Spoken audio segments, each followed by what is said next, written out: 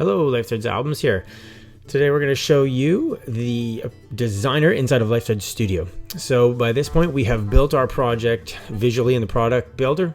We have given it a name, etc. Now we're ready to actually make the good stuff inside the album. So I'm just showing you, this is where you start with designer.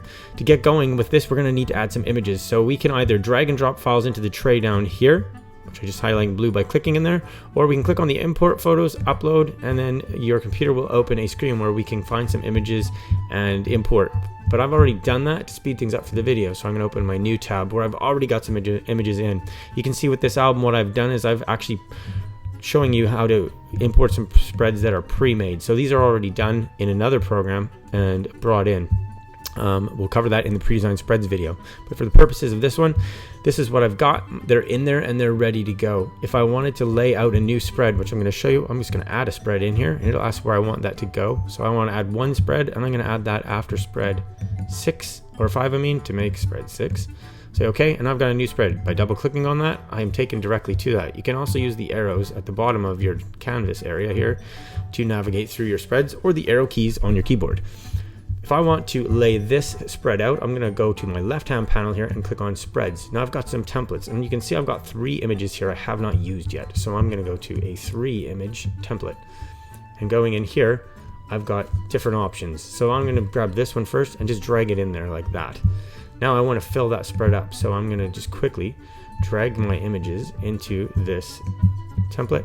You can see they've populated in there. Now this one, I don't like the way it's cropped. So I'm going to click out on the white to get rid of it, and then click back on that image to select just this one. Now if you can see, if I click on there, I'm going to move the whole frame.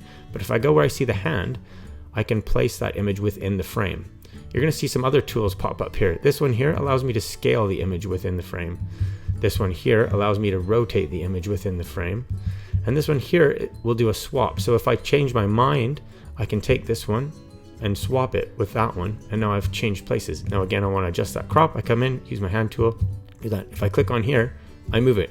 If I want to undo a change, click on the undo or Command Z. A lot of the keyboard commands you're familiar with inside Photoshop will work inside of Studio as well.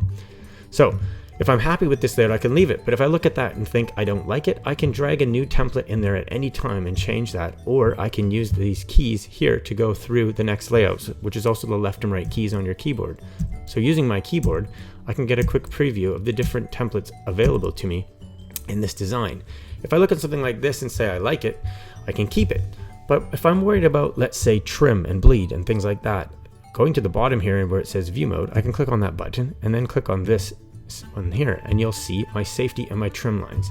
The red line here represents the edge of the canvas. That is the true edge where we're going to print. The black line here represents the trim. This is approximately where your spread will be trimmed, so anything out here is for sure gone.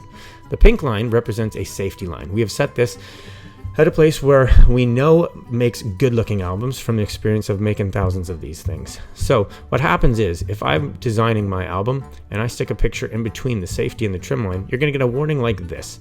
That tells you you can't leave the picture there, you must fix it.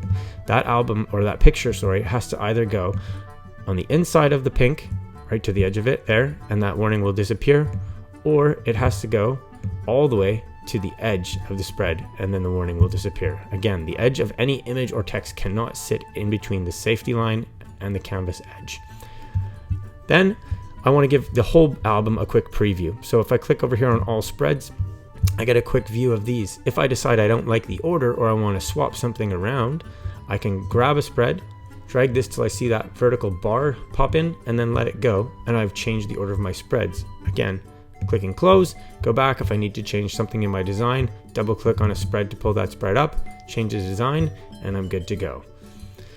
That's the quick shot of designer. There's all sorts of features in this toolbar that we'll highlight in separate videos. Just recommend you get in there, start playing around with it. In the next video, I'm going to show you how the autofill works to make this album that you saw here where I've brought in pre-designed spreads.